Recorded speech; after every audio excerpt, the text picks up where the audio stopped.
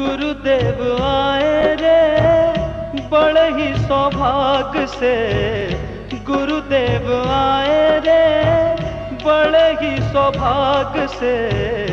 गूंज गया भारत सारा ओंकार नाद से।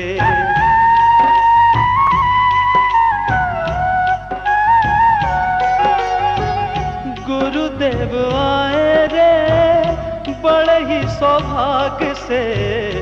गूंज गया भारत सारा ओंकार नाद से। गूंज गया भारत सारा ओंकार नाद से।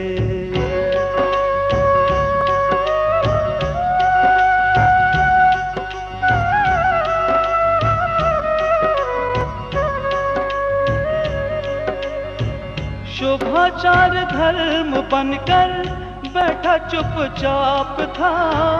वाह व्रत में ही माना मुक्ति का माप था।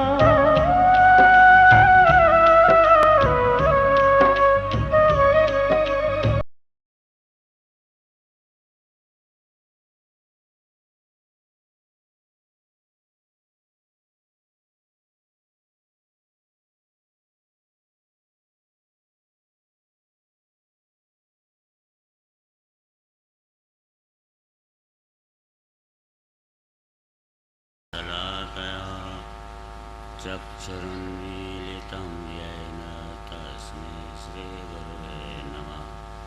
श्रीपरं गुरुवे नमः। परम्पराचार्य गुरुवे नमः। समय साराय स्वानुभूत्या चकासिते चिस्वभावाय भावाय सर्वभावान्तरक्षिते।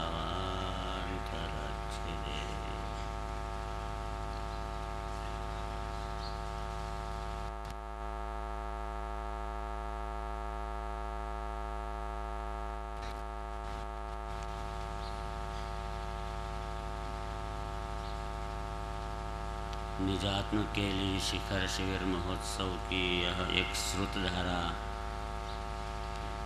पुस्तक है। इसमें 17 पृष्ठ पर ऊपर प्रारंभ से ही देखें। श्रीमद् भगवत कुंद कुंदाचार्य देव प्रणीत। यह जिन वचन हमें 2000 वर्ष पहले इस भारत भूमि को पवित्र कर रहे थे, ऐसे कुंद कुंदाचार्य देव ने प्रदत्त किए हैं। और ये समय सार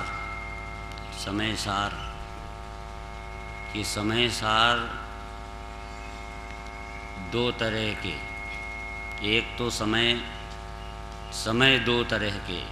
एक समय माने पदार्थ, 6 प्रकार के पदार्थ, 6 द्रव्य। एक समय जीव नामक पदार्थ। जब 6 द्रव्य को समय कहें तो सारभूत अपना आत्मा होता है। सार भी है ना, समय सार होता है रस, तो बाकी तो छिलका होता है ना। मौसम्बी में जो सार है वो रस है, बाकी सब छिलका है। ऐसे यहाँ समयों में जो सार है ये तो आत्मा है। 6 द्रव्यों में एक जीव द्रव्य सार है। दूसरा समय का अर्थ जीव नामक पदार्थ है। अकेला जीव ले लो, 6 द्रव्यों को छोड़ दो, और अकेला ये जीव पदार्थ है, तो उसमें सार क्या है कि द्रव्य कर्म, भाव कर्म और नो कर्म से रहित एक त्रैकालिक ध्रुव अनादि अनंत परम पारिणामिक भाव, यह समय सार है। यह पदार्थों में सार है। अभी पंडित राजेंद्र जी ने परमात्मा 2 प्रकार के बताए थे। एक कार्य परमात्मा और एक कारण परमात्मा। लेकिन अब हम यहाँ समय सार 3 प्रकार के बताएंगे। कौन कौन से? एक तो कार्य समय सार, दूसरा कारण समय सार, और तीसरा कारण का कारण समय सार। कार्य समय सार तो होता है अरहंत और सिद्ध दशा, कार्य में समय सार प्रकट हो गया। कारण समय सार कि उस अरहंत और सिद्ध दशा अर्थात मोक्ष, उसका कारण संवर निर्जरा, संवर निर्जरा अर्थात मुनि दशा।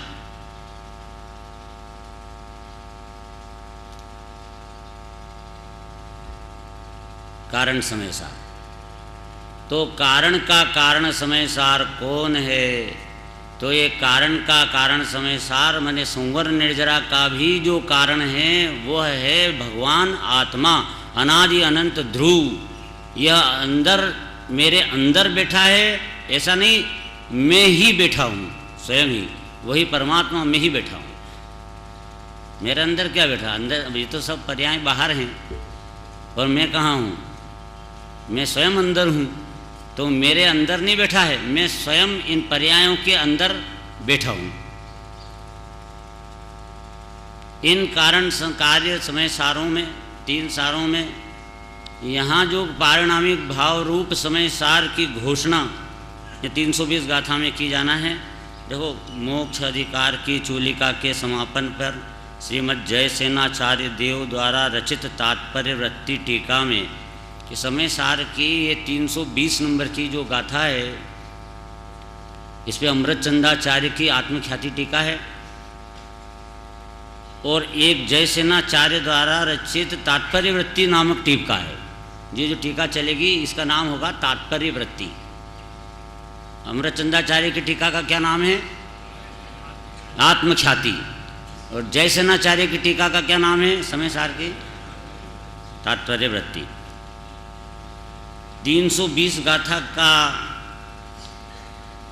हेडिंग क्या है? पारिणामिक भाव का स्वरूप। पारिणामिक भाव का स्वरूप। यह पारिणामिक भाव कौन है? 5 भावों में पंचम पारिणामिक भाव का आश्रय करने से पंचम गति की प्राप्ति होती है। पंचम पारिणामिक भाव, 5 भाव के नाम अभी इसमें आएंगे अगले पैराग्राफ में। औपशमिक, क्षयोपशमिक, क्षयिक, औदैक और पारिणामिक 5 भाव होते हैं। किसके भाव होते हैं ये? अपने जीव के भाव। सोने के भाव क्या चल रहे हैं अभी आज? सोने के जो भाव हैं वे भाव जितने भी चल रहे हैं 16,000 15,000, वो जो भाव हैं वो सोने के भाव हैं कि रुपये पैसे के भाव हैं? सोने के भाव तो उसमें जो उसकी चमक दमक है, उसकी जो चिकास है, उस स्वर्ण का जो अपना स्वयं का अस्तित्व है, वह स्वर्ण, वह उसके भाव हैं। उस स्वर्ण में रहने वाले जो गुण हैं वे गुण उस स्वर्ण के भाव हैं। तो जीव द्रव्य के अंदर जो रहने वाले जो गुण हैं वो किसके भाव हैं? जीव के भाव। मेरे द्रव्य में रहने वाले जो गुण हैं वे गुण मेरे भाव हैं। कौन कौन से भाव हैं? तो कि 5 प्रकार के भाव हैं। औपशमिक भाव, क्षयोपशमिक भाव, क्षयिक भाव, औदैक भाव और पारिणामिक भाव। जिसमें 4 भाव तो पर्याय रूप हैं और 5वां भाव द्रव्य रूप है। ये सब फाउंडेशन हो रहा है, फिर अपनी चर्चा चलेगी। द्रव्य भाव एक पारिणामिक रूप है। 4 भाव कौन सा रूप है? पर्याय रूप है। तो ये जो द्रव्य भाव है, पारिणामिक भाव, पर्याय से जुदा है, पर्याय से भिन्न है। 18 और 19 नंबर के अलिंग ग्रहण में बोल हैं, जिसमें ऐसा कहा कि अपनी ही पर्याय को यह पारिणामिक भाव छूता नहीं, पर्याय को छूता नहीं। अपनी पर्याय को छूता नहीं तो परद्रव्य को तो कहाँ से छुएगा? उससे छूने का तो कोई प्रश्न पैदा ही नहीं होता है। गुण भेद को छूता नहीं, 19 में तो गुण भेद को ही छूता नहीं, ऐसा कहा है। क्योंकि वो तो अभेद है, अखंड है, एक रूप है, ऐसा यह द्रव्य यहाँ पे पारिणामिक कहा गया। उसका स्वरूप जब जानने में आएगा तब लगेगा कि अरे ये पदार्थ में इतना महान, जितने विशेषण दिए हैं अच्छे अच्छे, वे सब इस पारिणामिक भाव को दिए गए हैं। जो ये कहा कि जैसे सिद्ध सदस्य शुद्धात्मा, सिद्धों के समान जो मैं विराजमान हूँ अंदर, तो वो कौन है? वो यही पारिणामिक भाव ही है। अर्थात पारिणामिक भाव सिद्ध के समान है। ऐसा यह पारिणामिक भाव का स्वरूप के लिए गाथा अपन ले रहे हैं 320।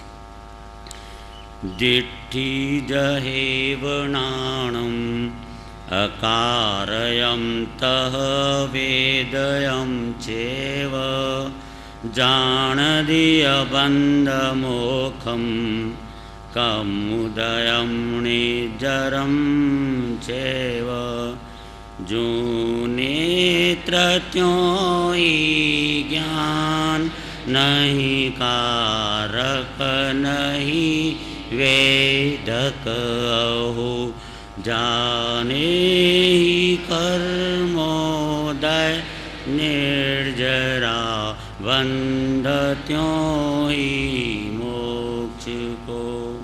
अर्थ, जिस प्रकार दृष्टि अर्थात नेत्र देखने योग्य पदार्थ को देखते हैं, उनके कर्ता भोक्ता नहीं है, उसी प्रकार ज्ञान भी बंध मोक्ष कर्म के उदय निर्जरा आदि को जानता ही है, उनका करने वाला और भोगने वाला नहीं है। जिस प्रकार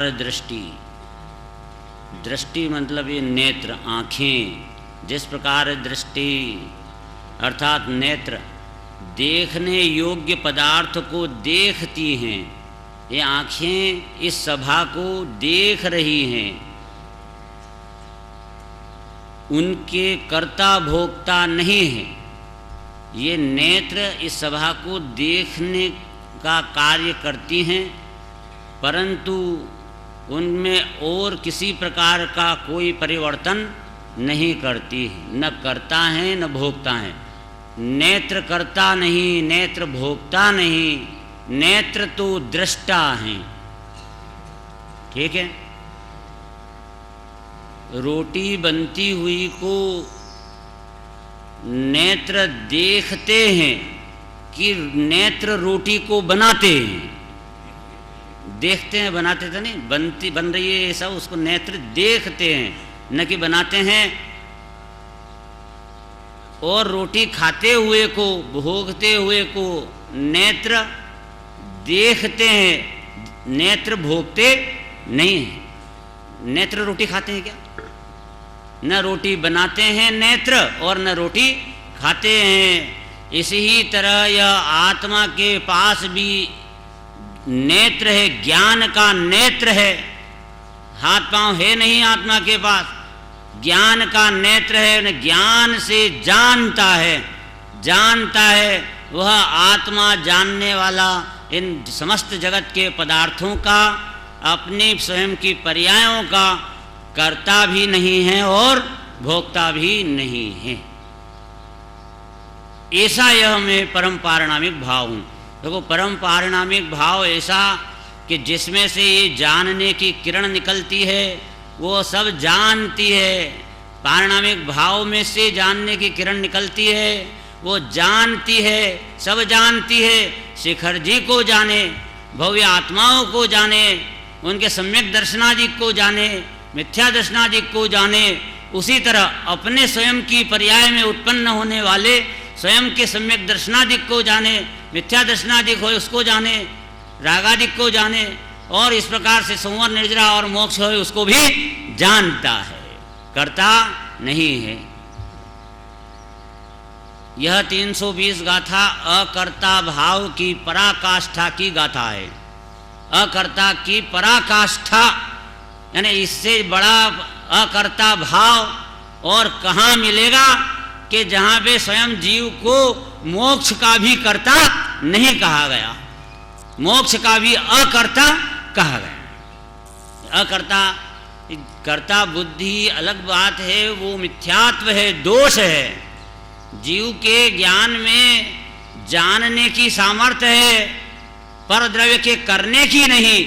और इस कारण यह ज्ञान अपने ज्ञान को जान ले कि मैं ज्ञान अकर्ता हूँ, तो यह ज्ञान सम्यक ज्ञान, और यह ज्ञान के अंदर दोष रखे कि मुझे ये हाथ हिलाना है, मुझे पानी पीना है, मुझे मंदिर जाना है, ये शरीर को मेंटेन करना है, इंद्रियों को मेंटेन करना है।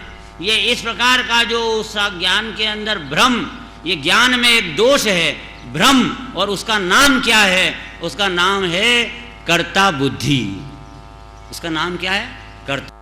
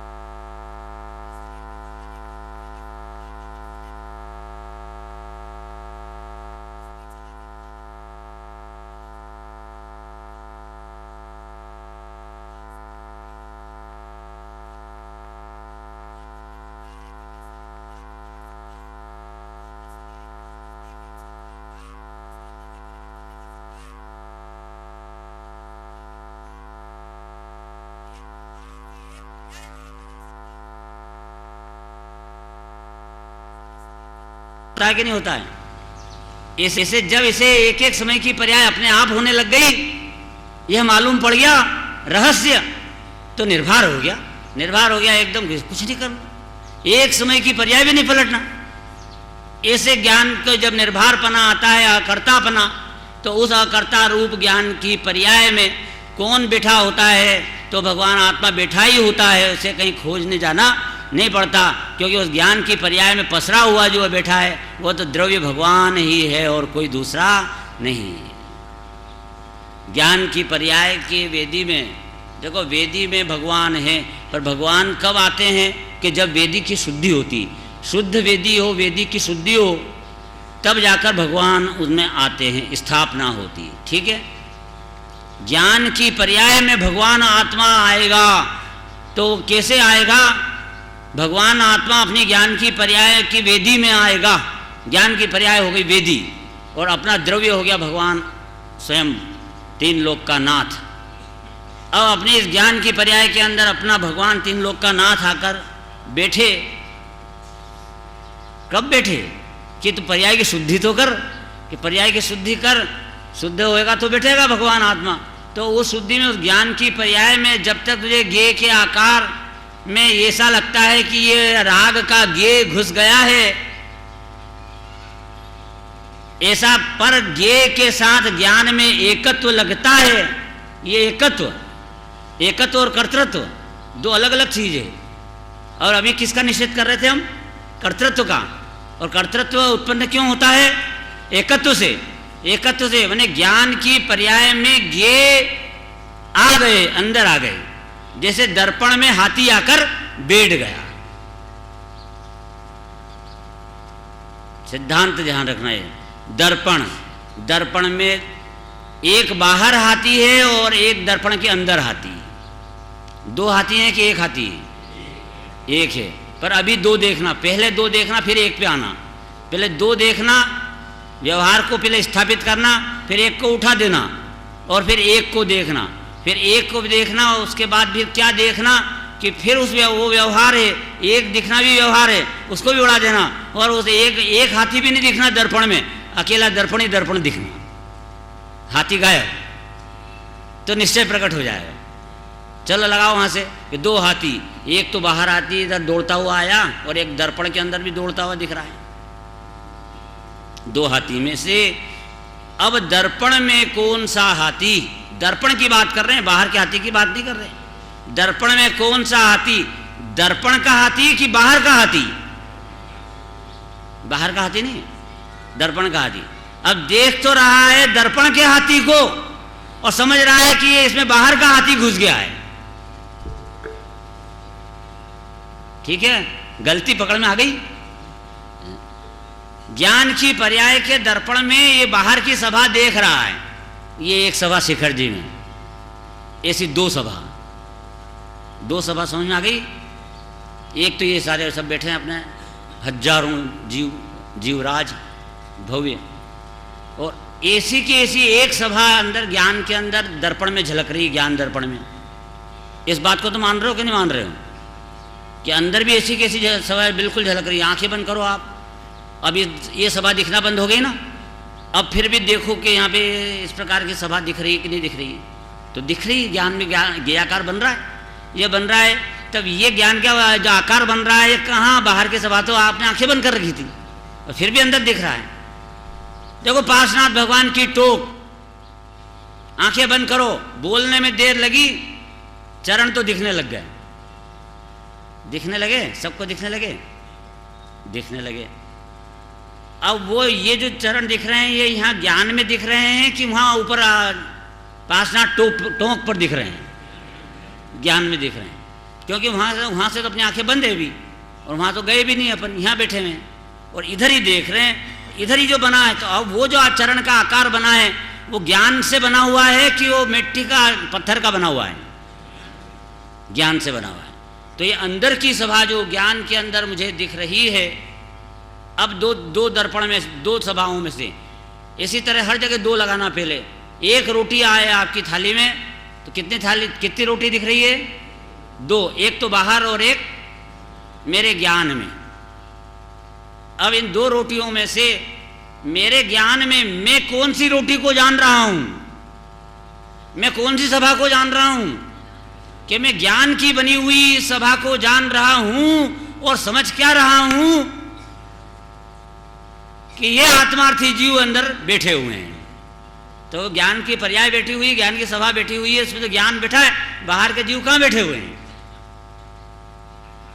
अब ये इस प्रकार देखता है, इसका अर्थ ये है कि ज्ञेय को ज्ञान में मिलाता है, ज्ञेय ज्ञान का संकर दोष करता है। ये संकर दोष, ये दोष भयंकर दोष है। कैंसर का जो बीमारी है उससे भी बड़ी बीमारी है। शरीर का कैंसर एक बार मारेगा, पर ये एक आत्मा में भी होता है मिथ्यात्व नाम का कैंसर, और वो कैंसर इसको अनंत बार मारता है। तो ये कैंसर क्या जब ऑपरेशन कराना चाहिए कि नहीं कराना चाहिए, और स्पेशलिस्ट डॉक्टर ढूंढना चाहिए कि नहीं ढूंढना चाहिए, चाहे जिससे ऑपरेशन करा लेना चाहिए। इसलिए ये सच्ची बात तत्व की ये पूज्य गुरुदेव वो उन्होंने जो बताई है, जिस तरह से शुद्ध ये स्पेशलिस्ट डॉक्टर है, ये उनकी बात बराबर उस ढंग से ये और ग्रहण करना, इसका नाम है कि यहाँ पे इस सभा में क्या चल रहा है अभी? ऑपरेशन। काय का ऑपरेशन चल रहा है?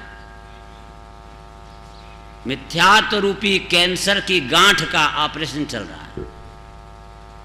ज्ञेय ज्ञान के संकर दोष की गांठ है, वो उसका ऑपरेशन चल रहा है।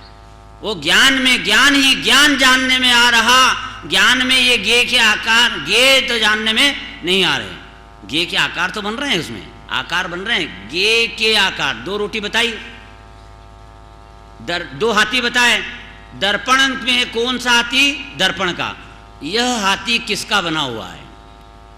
खून हड्डी मांस का कि दर्पण का? किसका बना हुआ है? खून हड्डी मांस का नहीं है, वो दर्पण का हाथी। दर्पण में अगर उसमें वो हाथी होए असली, तो उसकी जाके सूंड पकड़ो, तो सूंड पकड़ में आएगी, तो क्या वहाँ क्या आएगा? दर्पण ही। मतलब वहाँ जो कुछ है वो दर्पण ही है, हाथी वाथी कुछ भी नहीं है, दर्पण है। ऐसे यहाँ पे मेरे ज्ञान के अंदर ज्ञेयाकारों के जानने में वह ज्ञान के बने हुए आकार हैं, इसलिए वहाँ ज्ञान ही ज्ञान है, बाहर के ज्ञेय बिल्कुल भी नहीं है। इस प्रकार अपने ज्ञान को जिसने जाना, अब अंदर के ज्ञान में ज्ञेय के आकार हैं, ये भी आकार, अब इसको भी हटाओ अलग। शुद्ध ज्ञान पे जाना ना, शुद्ध ज्ञान का अनुभव करना है। तो ये जो ज्ञेय के आकार हैं, ये आकार काय के बने हुए हैं? ज्ञान के बने हुए हैं। इसलिए ज्ञान ही जानने में आ रहा है, और कोई स्त्री पुरुष जानने में नहीं आ रहा। अब ज्ञान जानने में आ रहा है। अब ये जो ज्ञान है, ये ज्ञान है, यही भगवान आत्मा है। ज्ञान सो आत्मा, ज्ञान ते आत्मा। गुरुदेव कहते थे ज्ञान पकड़ाए छे, जाणू जाणू जाणू इन ज्ञान ज्ञान ज्ञान पकड़ाए छे। हाँ गुरुदेव, ज्ञान पकड़ाए छे, ते आत्मा, आज आत्मा छे। ये जो ज्ञान पकड़ में आया ना, ये आत्मा है। अरे पकड़ ले, ये अरहंत भगवान है, ये सिद्ध भगवान है, ये पंच परमेष्ठी है, ये पंच परमेष्ठी की खान है, यही भगवान। इसी को ही पकड़ ले, बस यही उपयोग को लगा दे, गाड़ दे। एक क्षण में अतीन्द्रिय आनंद आएगा, और अतीन्द्रिय आनंद के काल में सम्यक दर्शन भी हो जाएगा, ये गारंटी है। सत्य तत्व समझना, किसी तरह भी अपनी परिणति को आत्मसन्मुख करना, सम्यक दर्शन प्राप्त करने की यथार्थ विधि, उस विधि को समझकर उसे प्राप्त करने का उपाय करना, उस विधि की प्राप्ति के लिए पुरुषार्थ करना। पहले विधि जानना और फिर विधि का प्रयोग करना, दोनों बातें। विधि का ज्ञान, फिर विधि का प्रयोग। ये इसी तरह से अनंत जीव मोक्ष में चले गए हैं, अनंत गए हैं। एक एक टोक से कितने गए, कितने कर कोड़ा खोड़ी कितने। अरे आप इतने अपने अर्घ चढ़ाते हैं, पर देखो आप, ऐसा लगता है कि अनंत जीव सब मोक्ष चले गए, सिद्ध बन गए, इस संसार में मैं ही रह गया। और अनंत काल पहले भी अनंत जीव चले गए थे मोक्ष। जब से मैं अनंत काल से भटक ही रहा हूँ, तो आज तो यह अवसर आया है कि मैं उन्हीं की भूमि पर, उन्हीं की तरह अपनी आत्म साधना करके उन्हीं की तरह बन जाऊं। इस भावना से मैं यह भेद ज्ञान का अभ्यास कर रहा हूं। यह भावना अपने अंदर आना चाहिए कि नहीं आना चाहिए? तो क्या कहते हैं कि दो अकर्ताओं का मिलन कराया। मैंने एक ज्ञान की पर्याय में ज्ञान ही ज्ञान है, कोई ये बाहर की सभा है ही नहीं, ज्ञान है या आत्मा है, आत्मा है, इस प्रकार उपयोग आत्मा में गया तो इस प्रकार परिणमन होता है शुद्धोपयोग का। शुद्धोपयोग ज्ञान प्रकट होता है, उसका नाम है शुद्ध ज्ञान से परिणित आत्मा, कि वो शुद्ध ज्ञान में अब इसे किसी भी पदार्थ का कर्ता पड़ता भोक्तापना नहीं रहता, यहाँ तक कि किसका बंध का कर्ता नहीं, गंध का भोक्ता नहीं, बंध का कर्ता नहीं, बंध का भोक्ता नहीं। चार प्रकार के बंध, प्रकृति बंध, प्रदेश बंध, स्थिति बंध, अनुभाग बंध। कौन से बंध का कर्ता है? जीव। कौन सा बंध कर रहा है? द्रव्य बंध कर रहा है कि भाव बंध कर रहा है? भाई द्रव्य बंध का भी कर्ता नहीं और भाव बंध का भी कर्ता नहीं है। भाव बंध क्या होता है? रागादि विकारी भाव, राग भाव। अब ये राग भाव ये जो उत्पन्न हुआ वही भी सम्यक दृष्टि हो उसको प्रकट हुआ संवर निर्जरा, तो मिथ्या दृष्टि को कहाँ है संवर निर्जरा? तो एक समय में, एक समय की पर्याय में चार भाव, आश्रव, बंध, संवर, निर्जरा, चार भाव कैसे हो सकते हैं? चलो बताते हैं हम कि चारित्र गुण की एक समय की पर्याय के अंदर दो टुकड़े, दो भाग, वीतरागता और राग। जैसे अनंतानुबंधी कषाय चली गई तो अनंतानुबंधी कषाय का भाव जितनी क्या हो गई? वीतरागता। और तीन चोकड़ी कषाय की क्या भाव रह गई? सद्भाव होने से उतना क्या रह गया? राग। तो राग भी है, तीन चोकड़ी कषाय जितना सद्भाव का राग भी है, और एक चोकड़ी कषाय के अभाव जितनी वीतरागता भी है। ये चारित्र गुण की एक पर्याय के अंदर दो टुकड़े हैं और दो भेद में उन दोनों के षटकारक न्यारे न्यारे हैं। और राग वीतरागता को डिस्टर्ब नहीं करता और वीतरागता राग को डिस्टर्ब नहीं करती। जो राग चल रहा हो राग चलते ही रहेगा उसका, उस समय पे सम्यक दृष्टि के भी, और वीतरागता जो चल रही है वो वीतरागता चलती रहेगी। और वीतरागता को राग हटा नहीं सकता और राग को ये वीतरागता इसके हटा नहीं सकती। वीतरागता जो राग आ गया तो आएगा ही आएगा, कोई रोक नहीं सकता उसको, क्यों? तो उसके क्रम में आता है, वो जीव थोड़ी करता है, जीव तो करता है, रोक कैसे देगा? समझ आए ना? तो अब ये राग जो उत्पन्न हुआ, ये राग के अंदर दो भेद, राग में आश्रव बंध और जो वीतरागता है उसमें संवर निर्जरा। अब राग में जो आश्रव बंध हुए हैं, राग में जो आश्रव बंध है तो उसी राग को आश्रव कहा है, उसी राग को बंध का। ऐसा क्यों? क्यों? वो जो राग है वो नए कर्म के आश्रव का कारण होने से वह आश्रव कहा, और नए कर्म के बंध का हेतु होने से बंध का, बंध का हेतु भूत होने से बंध का। अब ये जो आश्रव और बंध, भावाश्रव भावबंध, ये भाव आश्रव और इन भाव बंधों की रूप ये एक पर्याय ये भी क्रमबद्ध उत्पन्न होती है। जिस समय जैसी होने वाली है उस समय उत्पन्न होती है। इसलिए ये जीव इस ज्ञान द्वारा उस राग का कर्ता नहीं होने, बंध का कर्ता भोक्ता नहीं होता है। सम्यक दृष्टि को राग का कर्तापना तो है नहीं, बंध का कर्ता नहीं और बंध का भोक्तापना भी नहीं। बंध बंध में है। सम्यक दृष्टि को बंध होता है कि नहीं होता? सम्यक दृष्टि को बंध है कि नहीं? बंध है। सम्यक दृष्टि बंध का कर्ता है कि नहीं? दोनों बात ध्यान रखना। ऐसा नहीं कि बंध ही नहीं होता सम्यक दृष्टि को, तो सब बात गलत सीख के चला जाएगा। सही बात सीखना पड़ेगी। सम्यक दृष्टि को भी बंध है, मुनिराज को भी बंध है, अरे 12वें गुण स्थान में भी बंध है, 13वें गुण स्थान तक बंध है, 14वें गुण स्थान तक है। बंध की सत्ता तो है ना, नया बंध नहीं है। बंध की सत्ता तो है ना 14वें तक, और उसके बाद वो 14वें के बाद वो बंध का अ ई उ री ली ऐसे 5 ह्रस्व स्वर बोले, इतनी देर का वह बंध है विद्यमान 14वें गुण स्थान में, और फिर एकदम खत्म होता है और जीव को निर्वाण हो जाता है, सिद्ध भगवान बन जाता है, शरीर रहित हो जाता है। अनंत काल के लिए अकेला आत्मा ही आत्मा रह जाएगा, उसका नाम सिद्ध भगवान। और वो सिद्ध भगवान बनकर वहाँ ऊपर से बताएगा इस सारे जगत को कि देख लो मैं स्वाधीन अपने जीवन को अपने अंतर में रहकर, स्वयं में रहकर जी रहा हूँ कि नहीं जी रहा हूँ। कहाँ मुझे रोटी खाना है? बोलो, बिना रोटी के, बिना कपड़े के, बिना मकान के, बिना हवा के मेरा आत्मा रह सकता है कि नहीं रह सकता? रह सकता है? क्या प्रमाण है? सिद्धों को देख लो, सिद्धों को देख लो, ये प्रमाण है कि उसके बिना रह सकता है, जब भी तो रह रहे हो। तो क्या ऐसा तो फिर मेरे को बिना रोटी खाए जीवन चलेगा? अरे वर तू देख तो सही, आत्मा का स्वभाव ही अनाहारक स्वभाव है, उसका आश्रय लेने से तेरा अनाहारीपना प्रकट होएगा। अनंत सिद्धों को हो गया, बिना खाए उनका आत्मा अनंत काल टिका रहता है और अनंत सुख को भोगता है, अनंत चतुष्टय का भोग करते हैं। ऐसी जबरदस्त बात है। इसलिए यहाँ पर क्या क्या चीज के क्या कह रहे हैं कि सम्यक दृष्टि जीव उसके जो बंध उत्पन्न होता है उसको भोगता है। बंध है कि नहीं, वो बंध की बात है। एक बच्चा था, उसकी माँ बाजार जा रही थी, उसकी परीक्षा थी बालक की, रोने लगा कि मैं साथ में चलूँगा, क्योंकि बच्चों की आदत रहती माँ के साथ जाने की। माँ ने कहा कि भाई कल परीक्षा है और तू यहाँ बैठा है, 10 बरस का बच्चा है, रो भी रहा है। उन्होंने कहा कि अंदर धक्का दिया कमरे में और बाहर से सांकल लगा के ताला लगा करके और चली गई। अब अंदर बच्चा बैठा बैठा रो रहा है। क्यों रो रहा है? मैं बंध गया हूँ, मैं बंध गया हूँ। मैं आपके लिए है और उसमें जरा सा भी अंतर नहीं किया जा सकता आपके द्वारा। ये बंध है और कोई थोड़ी है। जैसा शरीर मिलना है वैसा शरीर मिलेगा। ये जिस समय में बुढ़ापा आना उस समय बुढ़ा आएगा, जिस मृत्यु होने उस समय मृत्यु होगी। ये सब बंध है। बंध के अनुसार कार्य, कोई भी कार्य बिना बंध के आपके बंधन के अलावा नहीं हो सकता।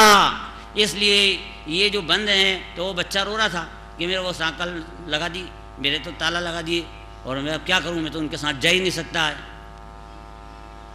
बंध गया हूँ, बंध गया हूँ। जैसे मिथ्या दृष्टि चल रहा था, मैं बंध गया हूँ, संसार में बंधा हुआ हूँ, बंधा हुआ हूँ, बंधा हुआ हूँ। 148 प्रकृतियों ने मुझे बांध रखा है। उसके तो बेचारे को एक ही ताला लगाया था बच्चे को, तो ही रो रहा था। तो ये 148 ताले लगे अपने ऊपर, तो कितना रोएगा। 148 प्रकृतियां होती है ना कर्म की, वो लगी हुई है, तो लगी है तो कितना रोने वाला जीव हुआ है। पर रोता क्यों है कि बात कि वहाँ एक खिड़की थी, उस खिड़की पे उसका मित्र आया और उसने छोटे मित्र ने कहा, अरे यार रो रहा है, क्यों रो रहा है? ताला लगा दिया मेरी मम्मी ने और तो मैं अब कैसे जाऊँ बाहर, पराधीन हो गया, मैं तो पराधीन हूँ, बंध में हूँ। रोवे ही मत, तू तो स्वतंत्र है, स्वाधीन है। कैसे स्वतंत्र स्वाधीन? या अपने अंदर इस कमरे में बैठकर, तेरी किताबें कहाँ हैं? कि अंदर ही पड़ी है। परीक्षा कब है? कि कल है। और किताबें भी अंदर है, तो तू अंदर बैठ कर के कुर्सी पर और किताब पढ़, स्वाध्याय कर, तेरे को कोई बंधन नहीं है। बंधन वो जो ताले लगे वो बाहर के बाहर लगे, एक नहीं 148 लग जाए तो तेरे को कोई फर्क नहीं है। तो अंदर स्वतंत्र है कि नहीं है? अपना काम अंदर कर सकता है कि नहीं कर सकता? अरे तुमने तो क्या गजब की बात बताई। रोना बंद हो गया, रोना बंद हो गया, निर्बंध, बंध रहित, निर्बंध बैठा हूं मैं चुपचाप। मेरे को कितने ताले ताले में, मैं मेरे में स्वतंत्र। इससे ज्यादा बढ़िया स्वतंत्रता की बात और क्या हो सकती है? इसी तरह ये यहाँ पर चिल्ला रहा जीव, मेरा बिगड़ गया, वैसा हो गया, मुझे तो ये चाहिए था और ये मिल गया, इतना कमाना चाहता था, इतना सा मिला। ये इस प्रकार से रोता है, चिल्लाता है, मेरे को सुख नहीं मिला, मैं सुख चाहता हूँ, नहीं मिला। इस प्रकार से चिल्लाता है, तो चिल्लाता रहे। लेकिन ये कुंद कुंदाचार्य का मोबाइल आ गया, गुरुदेव का फोन आया। क्या, क्यों चिल्लाता है? अरे प्रभु, ये शरीर मेरे साथ लगा हुआ है, कर्म लगे हुए हैं, ये लगे हुए हैं, ये खाना है, पीना है, बनाना है, ये सब बंधी का बंधी बंद बंधा, ये करो वो करो, ये नहीं कर सकते, वो नहीं कर सकते। कितनी कितनी मेरे को बाधाएं हैं। कोई बाधा नहीं, बंद बंद में है, तू तेरे में है। क्या बात करते हो प्रभु? कैसे मैं मेरे में? कि बंध को बंध में रखने पर तू, तेरा आत्मा अंदर पारणामिक बैठा है भगवान, तू उपयोग को भगवान आत्मा में ले जा और अनुभूति कर, तो तुझे ये बाहर के 148 ताले कहाँ बाधा डाल रहे हैं? कोई बाधा नहीं डाल रहे ना। इस प्रकार तू आत्मा की अनुभूति करता हुआ और सुखी हो। ये कर्म अपने आप सैल्यूट मार के चले जाएंगे। क्योंकि ये पुलिस होती है, पुलिस उसके 2 तरह के काम हैं। सिर्फ दंड देना ही काम नहीं है पुलिस का, अपितु अपराधी को दंड देना और निरपराधी को सहयोग देना, ये 2 काम हैं। तो यहाँ पर तो ये कर्म हैं, ये भी हैं पुलिस। कर्म क्या है? पुलिस। अभी अगर गलती करेगा, मिथ्या दर्शन, मिथ्या ज्ञान, मिथ्याचारित्र, राग द्वेष, बांध लिया जाएगा, कर्म बन जाएंगे और 4 गति के जेल में डाल दिया जाएगा। ये कर्म फूले, गड़बड़ करोगे तो डंडे पड़ेंगे। एक परिणाम बिगाड़ोगे कर्म बनेंगे, कोई रोक नहीं सकता है इस विश्व में, हर परिणाम का फल आएगा। अच्छा साहब, ये पर ये कर्म जो निरपराधी होते हैं उनको सहयोग भी देते हैं। क्या सहयोग देते हैं? कि ये तू अपने घर में बैठ के अपना आत्मा का ध्यान कर, पर द्रव्य के पर पदार्थों को ग्रहण करने के भाव, चोरी का भाव छोड़ दे, पर पदार्थ को ग्रहण करने का भाव चोरी छोड़ दे। तो अच्छा जो छोड़ देता हूँ मैं, मेरे में जाता हूँ, तो कर्म क्या करते हैं? सैल्यूट मार के चले जाते हैं। सब चलो, मतलब कि निर्जरा हो जाती है, ये निर्जरा हो गई और पूरे भाग गए कर्म, पूरा सुधर गया, तो पूरे भाग गए कर्म। अब इसकी ज़रूरत ही नहीं है, इसको इसका ध्यान रखने की कोई ज़रूरत ही नहीं है। जो सुधर गया उसके लिए जेल नहीं है, वो मुक्त हो गया। ऐसा यहाँ पर बंध को छुड़वाया, क्या होगा? ये एक ही पॉइंट में सारी कर्ता बुद्धि जा सकती है। केवल ज्ञानी जिसके माथे सारा भार गया वहां पर केवल ज्ञान में, कि जैसा उन्होंने देखा है, जाना है, वैसा होगा। भगवान जैसा जानते हैं वैसा होगा, मैं क्या कर सकता हूं? और वो तो अनंत काल आगे तक की जानते हैं, अनंत काल आगे तक जानते हैं ना, अनंत अनंत काल जाते हैं। त्रिकाल त्रिकालज्ञ हैं भगवान। त्रिकालज्ञ हैं कि भूतज्ञ हैं, वर्तमानज्ञ हैं कि भविष्यज्ञ हैं? अरे वे तो त्रिकालज्ञ हैं, भविष्य भी जानते हैं। और भविष्य अनंत निश्चित होता है तो जानते हैं, अनिश्चित नहीं हो तो कैसे जानेंगे? ये लिए अनंत काल जानते हैं तो सारा निश्चित है, वही होगा और उसमें कोई अंतर होगा नहीं। इस प्रकार भगवान के ज्ञान में जो आया, देखिए श्री जिनराज काज सब होए निरंतर, देखिए श्री जिनराज काज कुछ करना नहीं। सब काज अपने को कुछ नहीं करना, भगवान ने देखा ऐसा होगा। बच्चे की सगाई कब होएगी? केवल ज्ञानी ने जाना है, जिस समय होना है जान रखा है उन्होंने, वो समय आएगा, वो उसमें उस समय हो जाएगी। तो कर्ता बुद्धि छोड़ दे। तो पॉइंट नंबर 1 से कर्ता बुद्धि गई। नंबर 2 क्या है? नंबर 2 निमित्त की अपेक्षा। निमित्त का अर्थ होता है यहाँ पर कर्म। सारी कर्म फिलॉसफी लगा दो कि जैसे कर्म पूर्व में बंधे थे वैसा उदय आएगा, वे उदय अनुसार बाहर में होगा। इसमें कि मैं करूँगा वैसा होगा, जैसा कर्म का फल होएगा वैसा होगा, कि मैं करूँगा वैसा होगा। देखो, कोई अंगूठा छाप करोड़पति बन जाता है और पढ़ा लिखा बूट पालिश करता है। तो वर्तमान पुरुषार्थ और चतुराई धनोपार्जन में किंचित कार्यकारी नहीं, अकिंचित कर है। तेरा पुरुषार्थ भी काम नहीं आएगा, ज्ञान भी काम नहीं आएगा, क्योंकि पुण्य और पाप के उदय के अनुसार ही सारे जगत की ये व्यवस्था चलती है। ये दूसरा पॉइंट चल रहा है निमित्त वाला, कि कर्म के उदय के अनुसार सब कुछ हो रहा है। जब कर्म के उदय के अनुसार हो रहा है तो वैसा होएगा, मैं क्या करूँ? शांति रखो। कर्म पाप का उदय का, शरीर में कुष्ठ रोग हो गया तो ध्यान हो कि कर्म का उदय अनुसार हो रहा है, मेरे करे अनुसार नहीं हो रहा है, तो शांति रखो। अब ये कुष्ठ रोग को हटाने का काम तो मैं कर सकता हूँ दवाई खा के, तो कि ये तेरे दवाई खाने से कुष्ठ रोग हटने वाला नहीं है। और तू कर्ता बुद्धि रखे कि मैं रोग हटा दूंगा, तो आज कोई बीमार पड़ता ही नहीं। पहली बात तो पड़ता ही नहीं, और पड़ जाता तो दवाई लेके ठीक कर लेता, लेकिन ठीक हुआ नहीं। कितनी दवाई खाई पर ठीक हुआ क्या?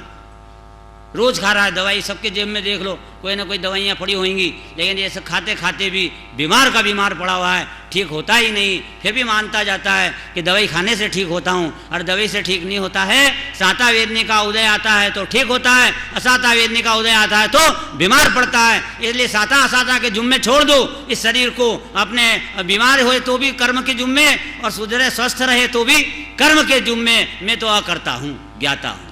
दूसरे पॉइंट से भी कर्म फिलॉसफी के जानने से भी अकर्ता बुद्धि पुष्ट हुई कि नहीं हुई? तीसरा पॉइंट वस्तु स्वरूप के अनुसार। वस्तु स्वरूप के अनुसार वस्तु स्वरूप के अनुसार ये क्या है वस्तु स्वरूप? कितना हुआ? अच्छा ठीक है। तो ये वस्तु स्वरूप का एक पॉइंट ऐसा है, हम बता देते हैं, विश्लेषण बाद में करेंगे। और उससे भी अकर्तापना आएगा, लेकिन ये बात कल चलेगी, अपना समय हो गया है।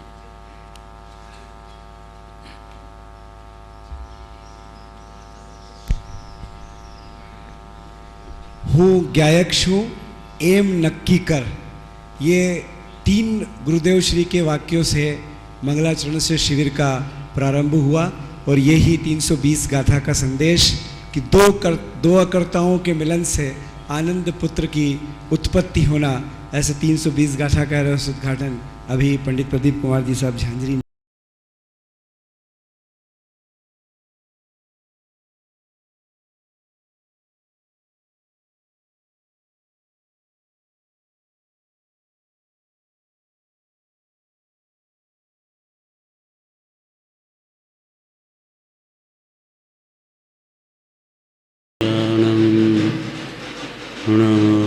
अध्यायानं नमो लोये सवसाहुणम्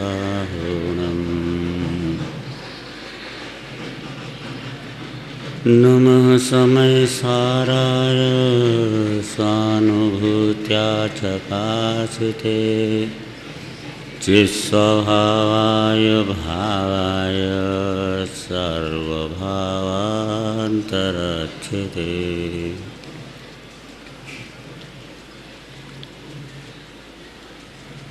ये समय सार जी में 320 नंबर की गाथा चल रही है। पृष्ठ इस श्रुत धारा में 17 नंबर का पृष्ठ 17।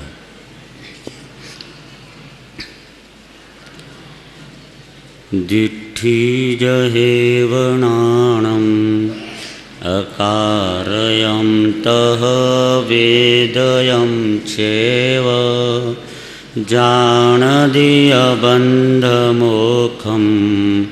कमुदयं निजरं चैव जो नेत्र त्यों ही ज्ञान नहीं कारक नहीं वेदक हो जाने कर्मोदय निर्जरा बंध त्यों ही मोक्ष को।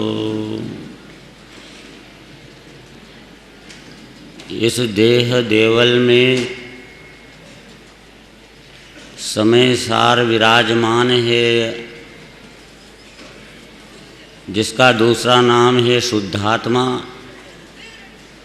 और वह कोई अन्य नहीं है, मैं हूँ। जहाँ मैं हूँ वहाँ शुद्धात्मा है, और जहाँ शुद्धात्मा है वहाँ मैं हूँ। इसके बाहर के पदार्थों में मैं नहीं हूँ। ऐसा जो यह भगवान आत्मा शुद्धात्मा है, ये शुद्धात्मा ज्ञान का गोला है, ज्ञान का गोला। जैसे सूर्य होता है वो प्रकाश का पुंज है, प्रकाश प्रकाश प्रकाश का पुंज। ऐसे यह आत्मा ये ज्ञान ज्ञान ज्ञान ज्ञान का पुंज है। ऐसा यह जो सूर्य है, चैतन्य सूर्य, जो अपनी प्रभा को निरंतर प्रतिक्षण उत्पन्न कर रहा है, वह प्रभा मेरी बरकरार है, अनादि से है और अनंत काल है। निगोद में भी ज्ञान और भगवान आत्मा में से प्रकट था, जान रहा था, आज जान रहा है और अनंत काल जानेगा। ये ज्ञान 2 प्रकार से निश्चित करना चाहिए। एक तो है नॉलेजात्मक, मतलब जो जानन विचारात्मक है ना। नॉलेज हुआ आपको कि यहाँ पे शिविर लग रहा है, तो ज्ञान हुआ ना, ज्ञान हुआ ना। जितना भी एड है, एडवर्टाइजमेंट, वो सब ज्ञान में जनाने के लिए, ज्ञान में जनाने के लिए। तो हमारा ज्ञान जानता है। तो एक तो हुआ नॉलेज, ये सब जानती है दुनिया। ज्ञान का अर्थ जहाँ ही बोला गया ज्ञान शब्द, उससे उसने अर्थ निकाल लिया कि नॉलेज करना, कुछ जानना, पता लगना, ये ज्ञान। दूसरा है ज्ञान सत्तात्मक। तो इसे नॉलेज का तो कुछ समझ में आता है, भाव ज्ञान का, जान रहा है। पर एक सत्तात्मक, जैसे मिश्री में मिठास होती है, लेकिन एक मिश्री की डली भी होती, मिश्री भी होती, एक सत्तात्मक। ऐसे ज्ञान जानने रूप परिणमन करता है ज्ञेयाकार। ये तो नॉलेज, ज्ञान में अन्य ज्ञेयाकार जानने में आते हैं, यह तो हुआ नॉलेज। समझ में आया? लेकिन वो उस ज्ञान की एक मूर्ति है, सत्तात्मक अस्तित्व है, डली की डली, मूर्ति की मूर्ति, ज्ञान की बनी हुई। यह ज्ञान शब्द से मुझे अपनी वह चैतन्य मूर्ति जानने में आना चाहिए। मैंने अपने उसी ज्ञान के उस नॉलेज में उस सत्ता का नॉलेज होना चाहिए, सत्तात्मक ज्ञान का नॉलेज होना चाहिए। इसको कहते हैं ज्ञान का ज्ञान करना चाहिए। इसका भी कहा गया उपयोग में उपयोग है, आदि आदि अनेक प्रकार से इस बात की सिद्धि की जाती है। शास्त्र बहुत भंडार है सर्व विशुद्ध ज्ञान अधिकार में। इस प्रकार ज्ञान से ज्ञान को जानने की बात, नॉलेजात्मक ज्ञान में, ज्ञेयाकार ज्ञान में, यह पारिणामिक भाव रूप सत्तात्मक ज्ञान को जानने का उद्यम करना चाहिए। समझ में आया ना चिरिन? ऐसा यह द्रव्य स्वभाव वह मैं हूँ, अब मैं क्या करता हूँ उसका इस गाथा में निश्चय करना है। क्या करता हूँ मैं? या भाई जो ज्ञानात्मक वस्तु है तो अपने ज्ञान से जानेगी और क्या करेगी? आत्मा ज्ञानम स्वयं ज्ञानम ज्ञानाद अन्यत करोति किम। ज्ञान, आत्मा ज्ञान स्वरूप है, स्वयं ज्ञान ही है, तो वह ज्ञान के सिवा और क्या करेगा? ये खून हड्डी मांस तो है नहीं आत्मा, ये खून हड्डी मांस तो ये ऊपर शरीर में, जड़ में, पुद्गल में धूल है। ये इस अपना ज्ञान कहाँ है? खोपड़ी में कि आँख में कि दिल में, मन में? अरे कहीं नहीं। ये जो ज्ञान है वो अपने आत्मा में है और भगवान आत्मा में, और उसमें से उत्पन्न हो रहा है, प्रकट हो रहा है वो आत्मा की पर्याय में। तो यह आत्मा निरंतर अपने इस ज्ञान से क्या करता है? तो आत्मा ज्ञानम स्वयं ज्ञानम, आत्मा ज्ञान स्वरूप है, स्वयं ज्ञान ही है, स्वयं ज्ञानम, स्वयं ज्ञान ही है, ज्ञान ही खुद है। ज्ञानाथ अन्यत करोति किम। वो ज्ञान के सिवा अन्य करे क्या? बताओ क्या करे?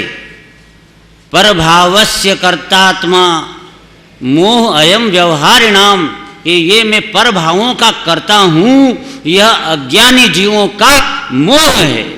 मोह एवं व्यवहारिणाम, ये व्यवहारी जीवों का, माने अज्ञानी जीवों का मोह है कि मैं ज्ञान के अलावा भी कुछ कर लेता हूँ।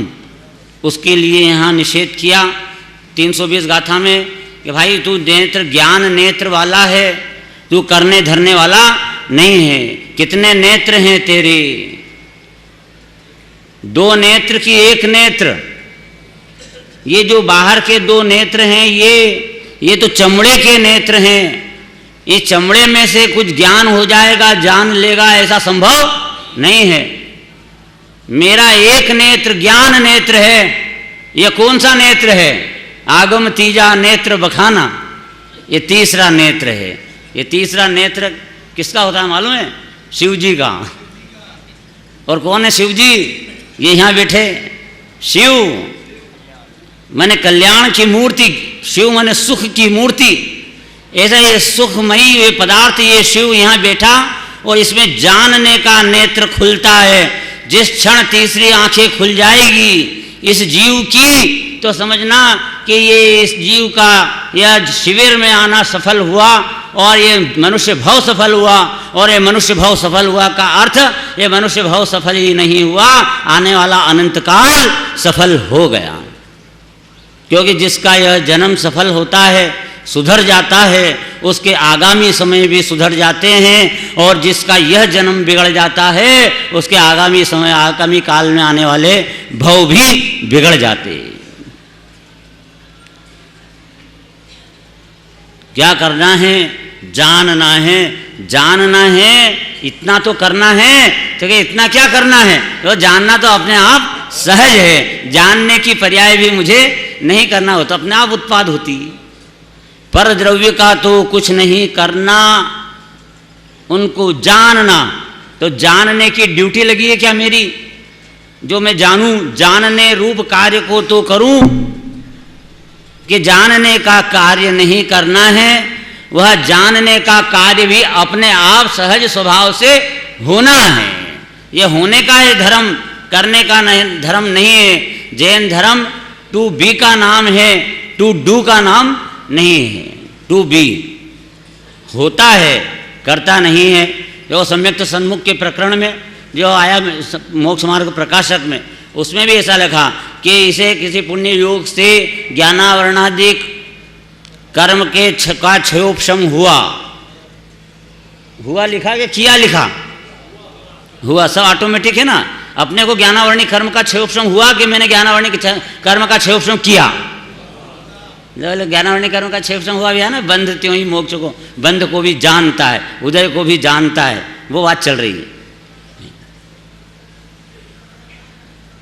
तो ज्ञानावरणादि कर्मों का क्षयोपशम हुआ, न कि मैंने किया। मैं तो जानता हूँ। उदय हुआ तो उदय को जानो, ज्ञान का उघाड़ हुआ तो ज्ञान के उघाड़ को जानता हूँ, मति ज्ञान हुआ तो मति ज्ञान को जानता हूँ, श्रुत ज्ञान हुआ तो श्रुत ज्ञान को जानता हूँ।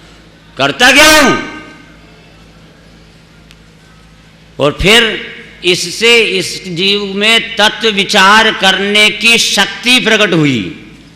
तो शक्ति प्रकट हुई तत्व विचार करने की, कि तत्व विचार करने की शक्ति को मैंने प्रकट किया? हुई, न कि किया। फिर जिससे इसका तत्व विचार करने में उद्यम हुआ। उद्यम हुआ कि उद्यम किया? ये हुआ। ये सब आपका यहाँ आने का, शिखर जी जानने का जो भाव हुआ, न कि आपने उस शिखर जी आने का भाव किया।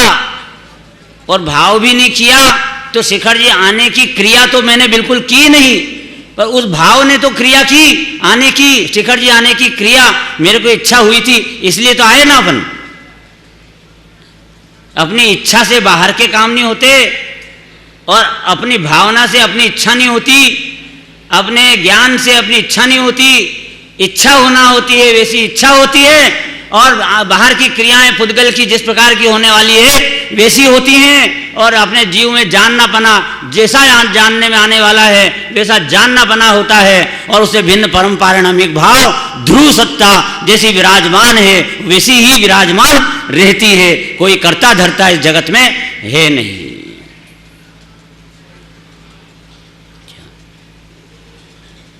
तो आपको एक पंचकूट बताते हैं। पंचकूट, 5 कूट। आपने यहाँ पे कहते हैं टोंक। अपने ऊपर शिखर जी जाते हैं, टोंक आती है, नहीं आती है? पार्श्वनाथ की टोंक। तो 5 टोंक। टोंक का अर्थ होता है कि स्थान। इस टोंक से पार्श्वनाथ भगवान मोक्ष गए, तो ये टोंक माने इस स्थान से मोक्ष गए, ये इसका नाम टोंक है। 5 टोंक हैं। नंबर 1,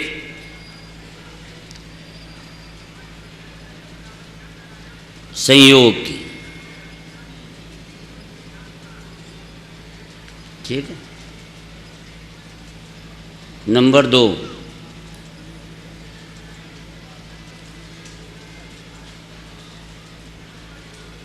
राग भाव,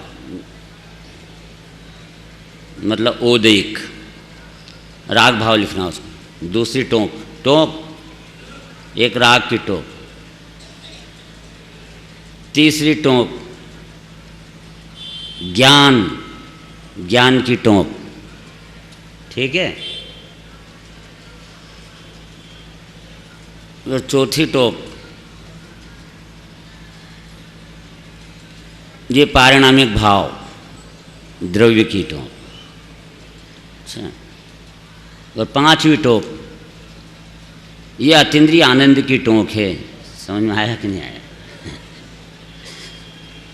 जिसको निर्जरा और मोक्ष की टोक कहते हैं, ये अतीन्द्रिय आनंद की टोक। अब शीतलनाथ की टोक का पारसनाथ की टोक से क्या संबंध है? इस स्थान का उस स्थान से कोई संबंध है? कोई रिलेशन बैठता है?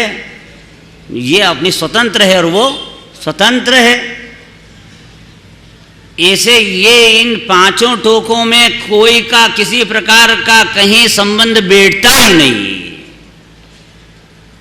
नास्ति अपि सर्वोपि संबंध, किसी प्रकार का कोई संबंध नहीं। टोक है बिल्कुल न्यारी की न्यारी। देखो कि बाहर जो संयोग हैं, पहला पॉइंट संयोग की टोक देखो कि वो संयोग की टोक वो एक स्थान है, वो स्वतंत्र है। वो उसको वो टोक को मेरे जो कर्म का उदय आया, पुण्य पाप के उदय का, उस अनुसार वो हुई। पुण्य पाप के उदय ने उसको की नहीं, वो हुई। माने कर्मों का भी उस टोक से कोई लेना देना है नहीं। स्वतंत्र द्रव्य है, वो अपनी क्रियावती शक्ति से गमन करता हुआ आ रहा है, जा रहा है। वो इतना रुपया इतना पैसा दूसरों की तिजोरी से निकलकर हमारी तिजोरी में आ रहा है और हमारी तिजोरी से निकल कर दूसरों की तिजोरी में जा रहा है। ये काम कौन कर रहा है? यह सब पुद्गल स्वयं अपनी क्रियावती शक्ति से कर रहा है, मैं कुछ नहीं कर रहा। ये भिन्न टोक है। इस पर द्रव्य से मेरा लेना देना कुछ भी नहीं। इस टोक से मेरा कोई मतलब ही नहीं है। पारसनाथ की टोक को शीतलनाथ की टोक से क्या लेना देना? मेरी टोक को मैं इस संयोग की टोक से क्या लेना देना? दूसरा, ये जो राग वाली टोक, ये जो राग उत्पन्न होता है, ये चारित्र मोहनी कर्म के उदय में उत्पन्न होता है। चारित्र मोहनी कर्म के उदय से उत्पन्न होता है। मैं निमित्त की अपेक्षा से बता रहे हैं कि चारित्र मोहनी में क्रोध प्रकृति का उदय हुआ तो क्रोध हुआ। ये बिल्कुल स्वतंत्रता से उत्पन्न हुआ क्रोध। क्रोध प्रकृति के उदय से कि बाहर में शत्रु ने गालियां बक दी इसलिए क्रोध उत्पन्न हुआ। उसने गालियां दी इसलिए तो क्रोध नहीं हुआ ना। अपने अटैची चोरी हो गई, उसने किसी मोबाइल चोरी हो गए तो क्रोध आया। तो मोबाइल चोरी होने से क्रोध आया। इस क्रोध को उत्पन्न किसने किया? कि बिल्कुल स्वतंत्र टोक है। वो संयोग में कुछ भी हो रहा है, आ रहा है, जा रहा है, इसलिए मेरे रागादि भाव नहीं हो रहे हैं। रागादि भाव बिल्कुल स्वतंत्र क्रिया है।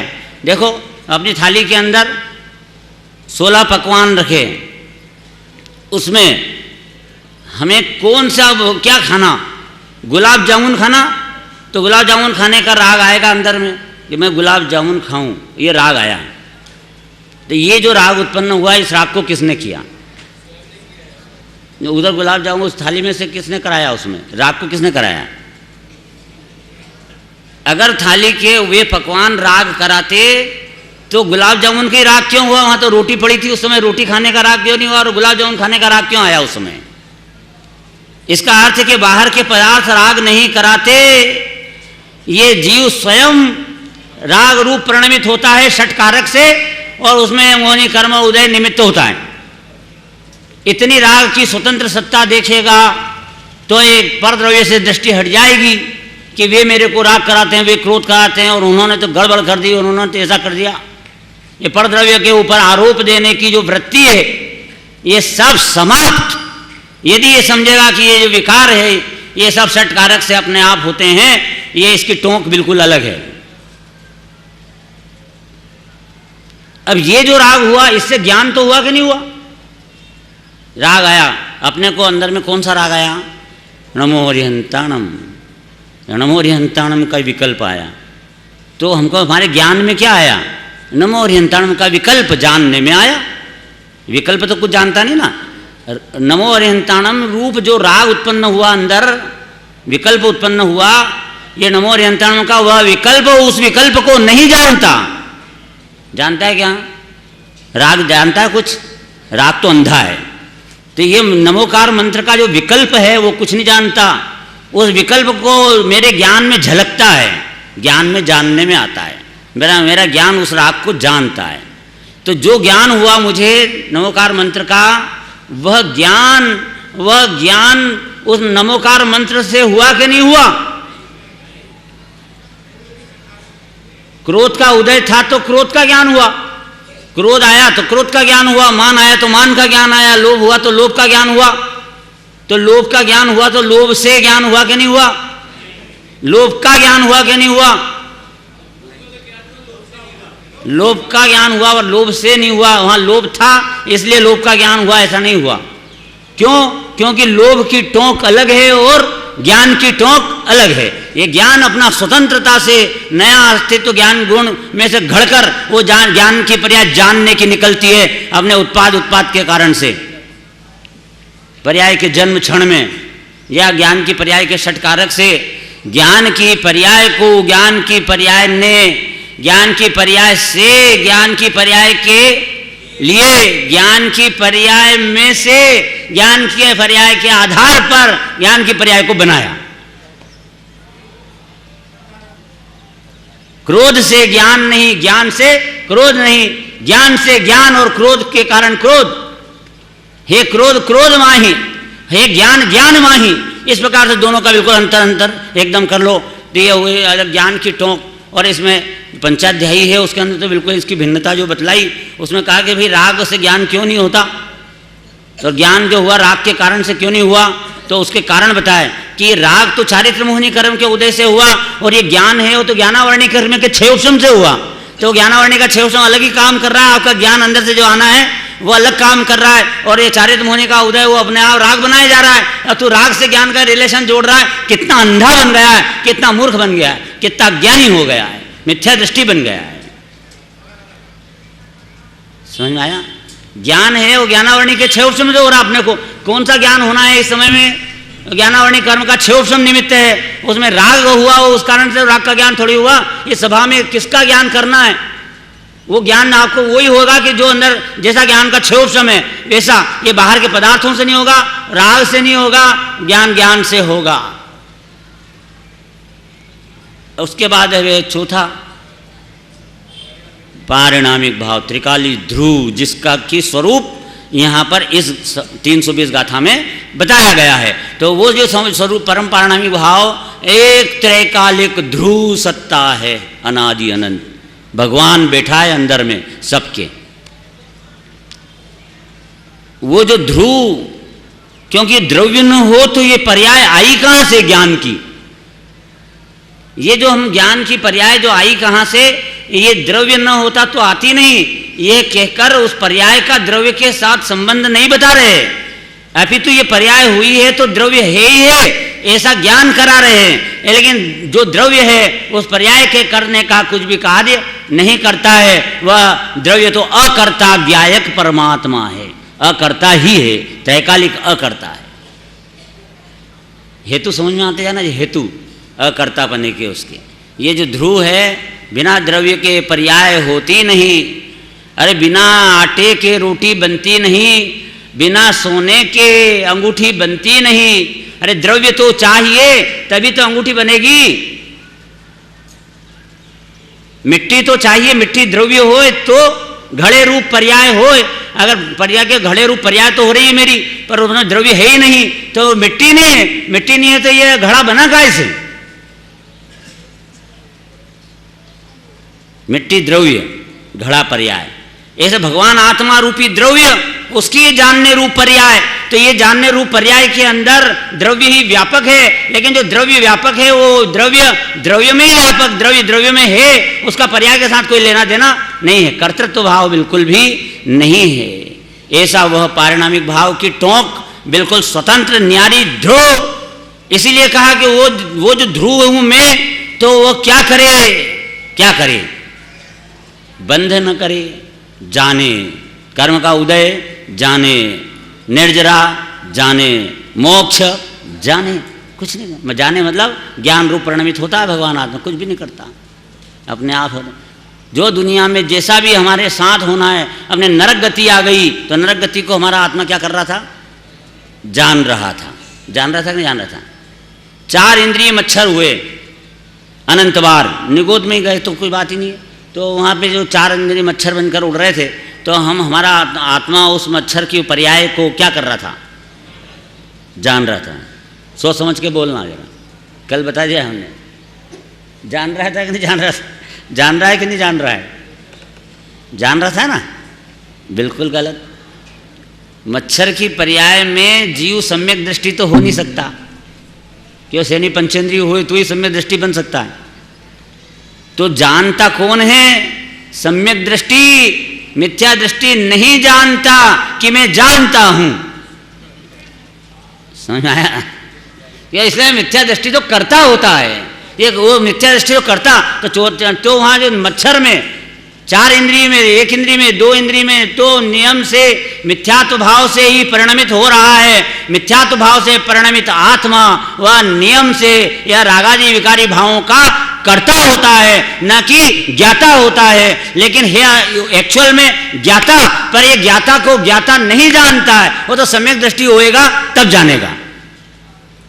जैसे उसको कोई काल लब्धि पके पुण्य से आ जाए, तत्व ज्ञान हो जाए, योग से करण लब्धि में जाए, और उसके बाद सम्यक दर्शन रूप पर्याय प्रकट हो, ज्ञानी बन जाए, ये सब कौन करेगा?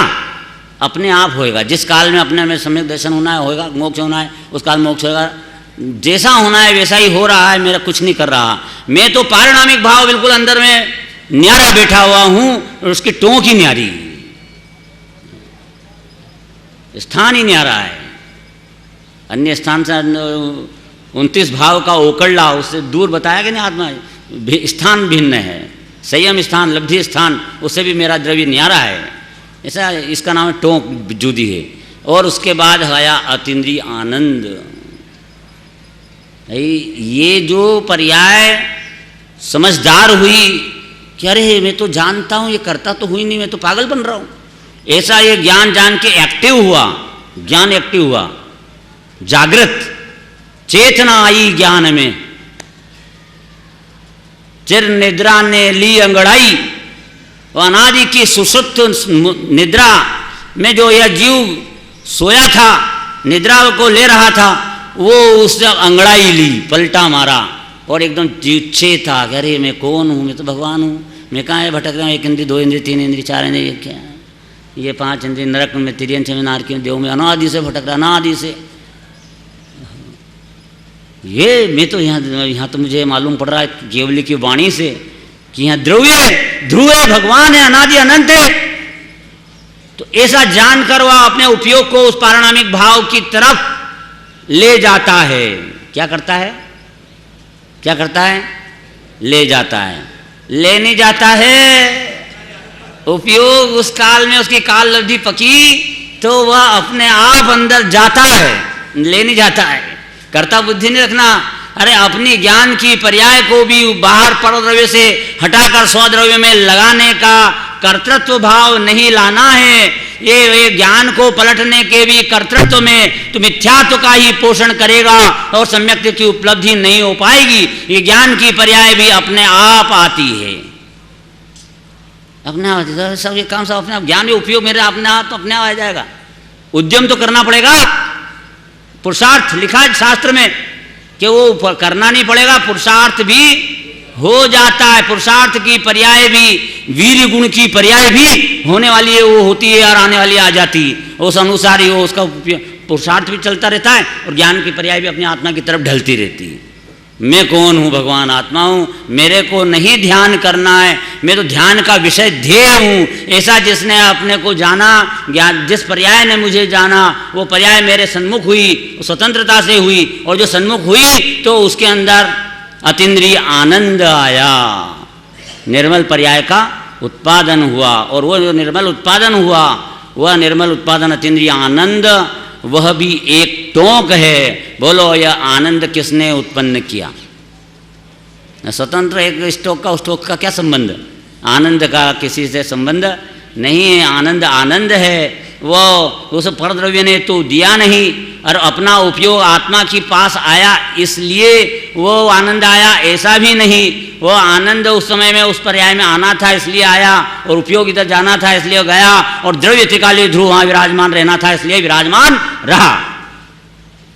इस प्रकार से 5 टोक को बराबर अपने उदाहरण करो, और सब हमेशा 24 घंटे इन पांचों को भिन्न भिन्न भिन्न भिन्न जानने का प्रयत्न करते रहो। इजिकल टू भेद विज्ञान। और क्या भेद विज्ञान होता है? और भेद विज्ञान त सिद्धा सिद्धा किल केचन, अस्य भाव तो बद्धा बद्धा किल केचन। अरे जो जीव ये भेद विज्ञान करने से सारी कार्यवाही बनेगी, सही सफल होगी। तो यहाँ पर अपन चलते हैं। कल के वो 3 पॉइंट रह गए थे अपने, 3 पॉइंट के जगह आज 4 बनाना है। काय के? अकर्ता के 4 बोल। कल 3 थे, आज 1 बढ़ाना है उनको। नंबर 1, जीव अकर्ता क्यों? अकर्ता की ये गाथा है, और सबका अकर्ता, किस किस का अकर्ता बताना है यहाँ पे? किस किस का अकर्ता बना? सबको बताना है यहाँ पर कि बंध का, मोक्ष का, कर्म के उदय का और निर्जरा का, सबका अकर्ता ज्ञाता।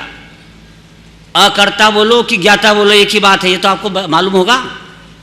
अकर्ता इज इक्वल टू ज्ञाता, ज्ञाता इज इक्वल टू अकर्ता। माने ज्ञाता दृष्टा मतलब अकर्ता अभोक्ता, दोनों साथ चल रही है बात। अकर्ता के साथ अभोक्ता भी चल रही है। तो कितने पॉइंट? अकर्ता के 4 पॉइंट। नंबर 1, केवल ज्ञानी के ज्ञान की अपेक्षा। नंबर 2, निमित्त की अपेक्षा। नंबर 3, वस्तु स्वरूप की अपेक्षा।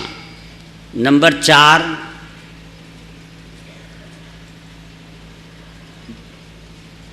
परद्रव्य के भिन्न होने की अपेक्षा। इसको कहते हैं एकत्व के अभाव की अपेक्षा।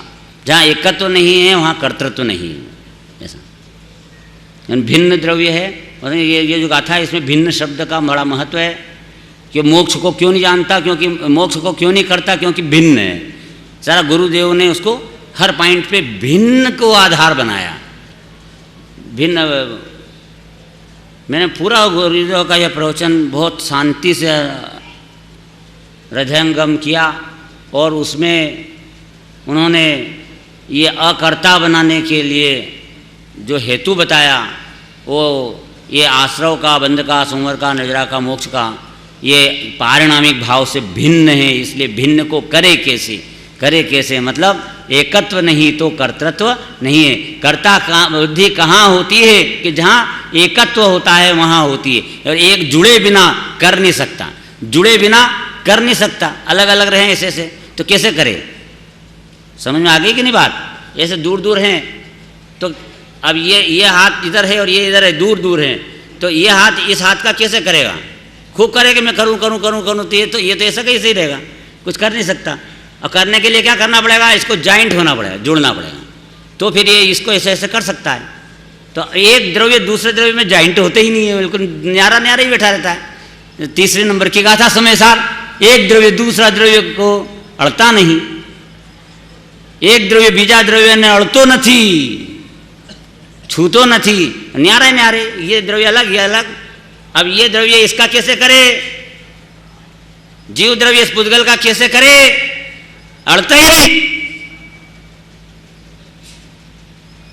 तो वहां तक बताया उन्हें तो कि पर्याय, अपनी पर्याय को भी अड़ता नहीं, इसलिए अपनी पर्याय का भी करता नहीं है, क्योंकि ध्रुव भगवान विराजमान रहता अनादि अनंत, एक रूप शाश्वत चित पिंड चैतन्य सुकरंड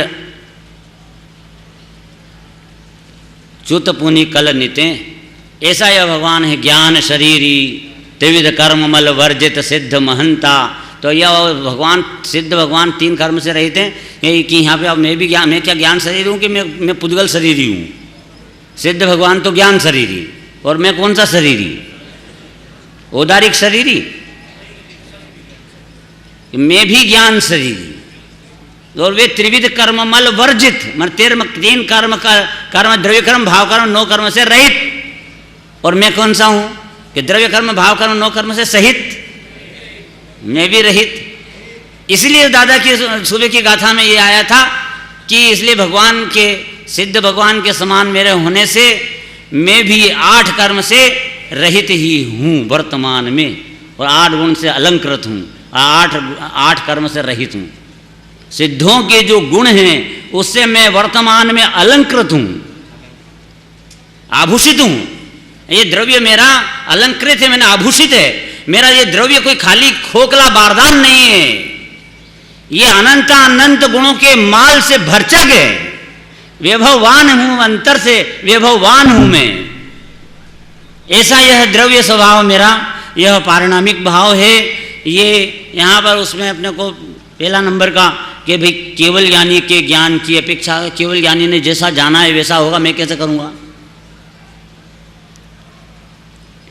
जो जो देखी वीत राग ने, सो सो होसी वीरा रे, अनहोनी कब हूँ नहीं होसी, काहे होत अधीरा रे। मत फिक्र करो कि मेरा अगले जन्म बिगड़ नहीं जाए, सुधर नहीं जाए, क्या होएगा अगले जन्म में। तो अगले जन्म की बात तो भी कोई सोचेगा, थोड़ा समझदार होएगा वो। अभी तो यही लग रहा है कि मेरा बुढ़ापा नहीं बिगड़ जाए। अरे बुढ़ापा तो बिगड़ा है, उसमें क्या बिगड़ नहीं जाए। क्या चाहता है, बुखार नहीं आए तो सो आएगी। तो फिर कि बुढ़ापा में भी, यह बुढ़ापा पुद्गल में शरीर में है, मेरे में नहीं, इस बात को लेकर के जो बैठा होगा उसको कोई प्रकार की तकलीफ नहीं होगी, इसकी गारंटी है। जो अपने वो आत्मा जानेगा उसको बिल्कुल शांति है, टेंशन फ्री है। टेंशन तो मिटाना है, और इससे बढ़िया दवाई कोई इस विश्व में टेंशन मिटाने की हुई नहीं है। ये कि जीव अकर्ता है, अकर्ता ज्ञायक समझ में आ जाए तो एक पर्याय का भी करने का टेंशन नहीं है। तो ये दुनिया में स्त्री पुत्रादि के कार्यकलापों के करने का टेंशन आए कहाँ से, शरीर के स्वास्थ्य के रक्षा करने का टेंशन कहाँ से क्यों होएगा, धन कमाने की फिक्र इसको क्यों होएगी। यह सब समाधान हो जाएगी, अर्थात सब विनष्ट हो जाएगी। ज्ञान में समाधान आया, वे सब चिंताएं चली गई, और यह जीव निष्फिकर, बेफिकर, शांत, निर्मल, टेंशन रहित, अतीन्द्रिय आनंद में गोते लगाता हुआ रहा। कर्म भी नहीं बंधे, मंद कषाय अलग हुई और वीतराग हो गया एक क्षण के लिए भी, तो कर्म की निर्जरा अलग हो जाएगी और सम्यक दर्शन अलग प्राप्त हो जाएगा, और अल्पकाल में परमात्मा बन जाएगा। जो अलग करना भी कुछ नहीं पड़ेगा और भगवान अलग बन जाएगा। फायदा ही फायदा, इसकी क्या बात है। अकर्ता भी रहेगा और भगवान अलग बनेगा। कुछ करेंगे तो मिलेगा, कि कुछ नहीं करेंगे तो मिलेगा। अरे कुछ नहीं करेगा तो ही मिल जाएगा। अनहोनी कब हूँ नहीं होसी, काहे होत अधीरा रे। अधीर मत बन, डर मत, भय मत कर। जनवाणी मिल गई ना तुझे, डर मत, दुखी मत हो, क्योंकि जैनी है सो दुखी ना आए। जैनी है सो दुखी ना आए, और दुखी है सो जैन ना आए। दुख और जैन में परम विलोमताई है, और जैन धर्म पाकर जो तेरे दुख न मिटे,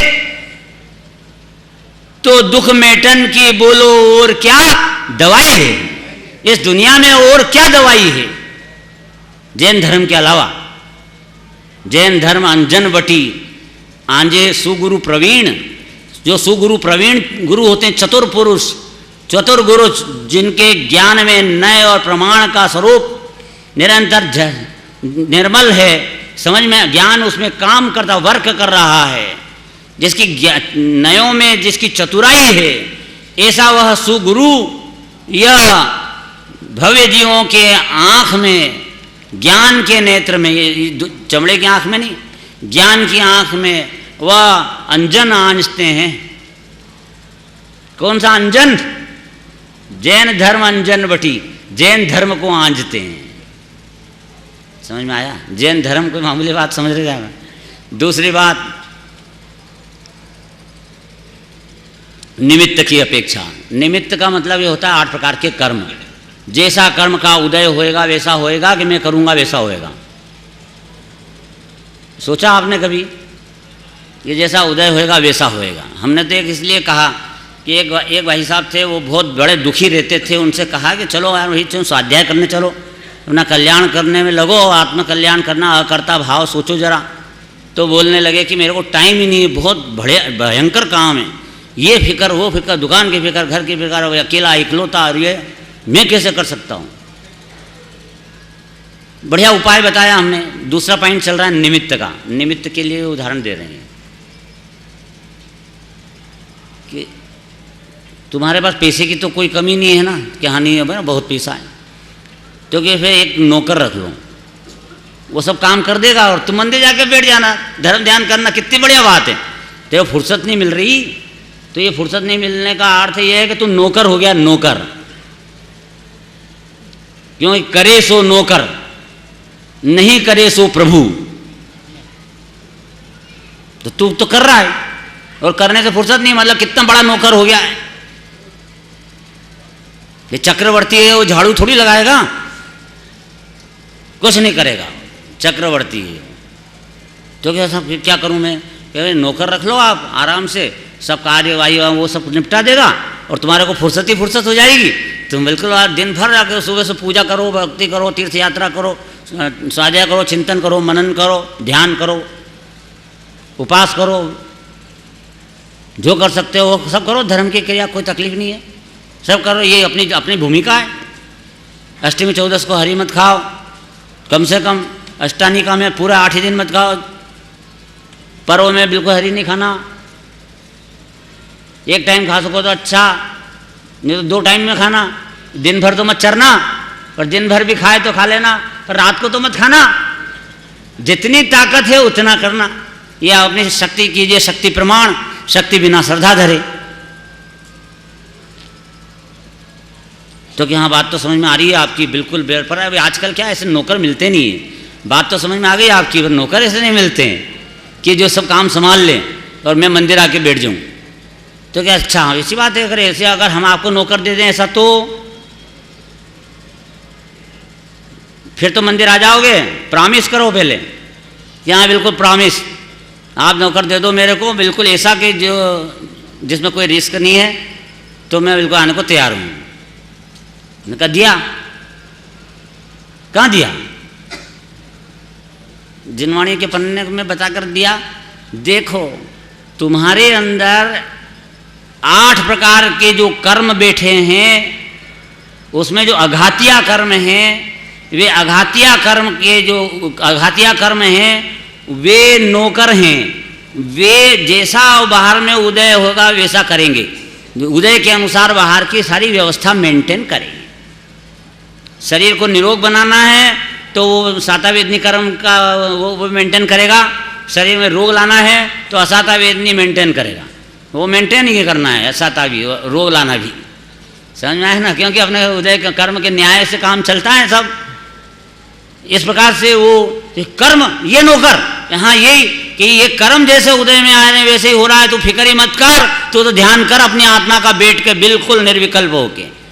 तो बाहर बिगड़ जाएगा तो कि बिगड़ जान दे, बिगड़ेगा ही नहीं। वो तो नौकर बैठा है कर्म का, वो जैसा उदय में वैसा काम करेगा। आमदनी आना है, पैसा तो आएगा ही आएगा, छप्पर फाड़ के आएगा। पुण्य का उदय आएगा तो पैसा छप्पर फाड़ के आएगा।